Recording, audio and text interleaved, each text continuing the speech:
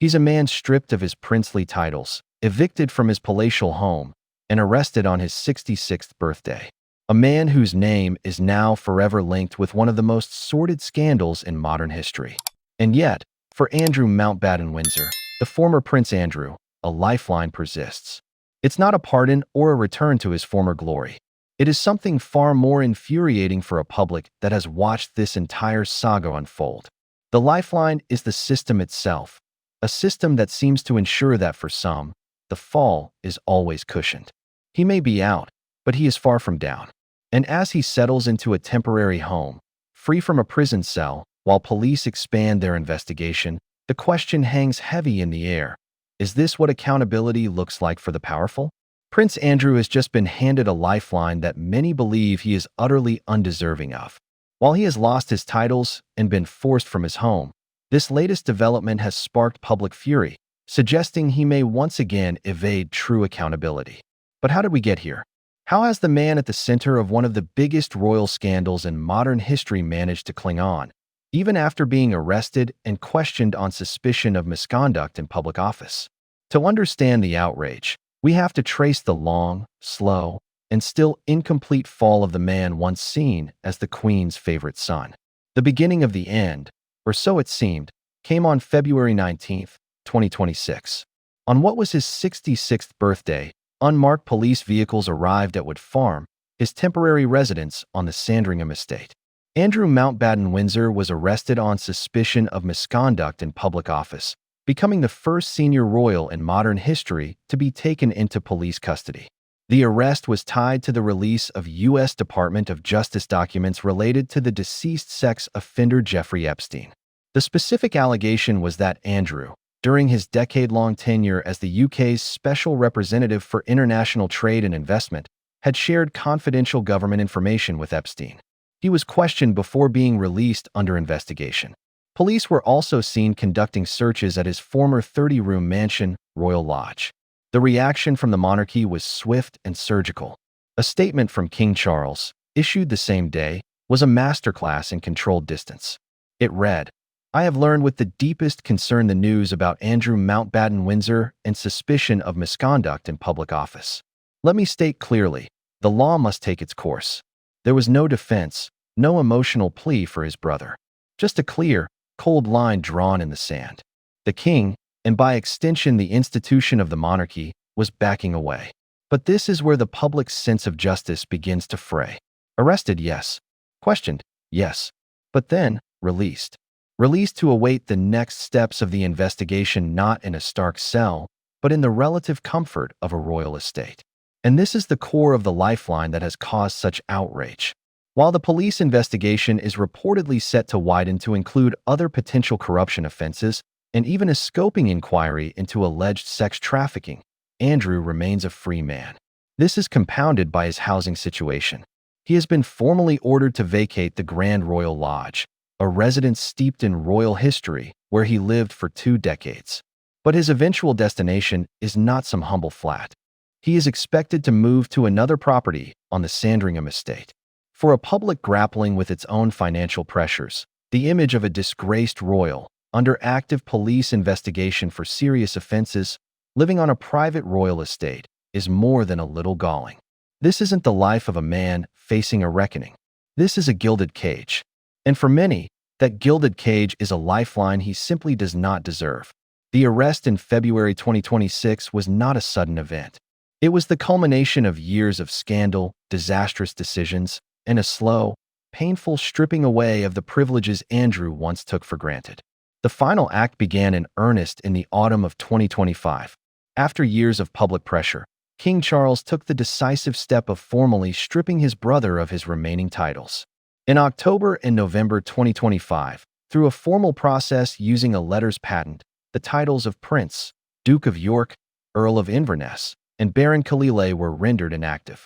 He was to no longer use the His Royal Highness style he had reportedly clung to so fiercely. From that point, he was officially just Andrew Mountbatten-Windsor. The move was an unprecedented attempt by the king to cauterize a wound that refused to heal. Alongside the loss of titles came the loss of his home. Notice was served for him to vacate Royal Lodge, the Crown estate property he had leased since 2003. This was more than just an eviction. It was a symbolic exile. Royal Lodge was where his daughters were raised and a place deeply connected to his grandmother, the Queen Mother. Its loss was a very visible marker of his fall from grace. Even his signature project, the Dragon's Den-style venture pitch at Palace, finally shut down. After its UK operations were suspended in 2019, the global arm of the project filed for dissolution in early 2026, marking what was described as a slow and inevitable death in the wake of its founder's disgrace. These moves were the institutional response to a crisis that can be traced back to two defining calamities: his association with Jeffrey Epstein and his own catastrophic attempt to explain it. The connection to Epstein, a convicted sex offender who died in a U.S. prison in 2019, haunted Andrew for over a decade. But it was the civil lawsuit filed by Virginia Giuffre that brought the full weight of the allegations into the public consciousness. Giuffre alleged that she had been sex trafficked by Epstein and forced to have sexual encounters with the prince on 3 occasions, starting when she was 17.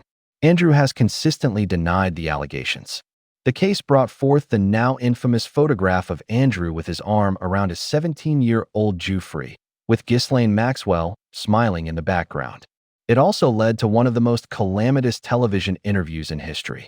The interview was a self-inflicted wound of catastrophic proportions. Within days, he was forced to step back from public duties. In 2022, Andrew settled the lawsuit with Virginia Giuffre for a multi-million-dollar sum, without any admission of liability.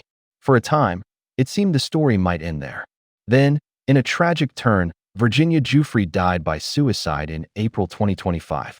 Her posthumously published memoir brought the case roaring back into the headlines, putting immense pressure on the new king to act decisively. It was this renewed focus that directly led to the stripping of Andrew's titles and, ultimately, his arrest months later. The charge on which Andrew was arrested, misconduct in public office, is not a minor one. It's an old offense under British law, but it carries a potential maximum sentence of life imprisonment. It is reserved for those who hold positions of public trust and willfully abuse that trust.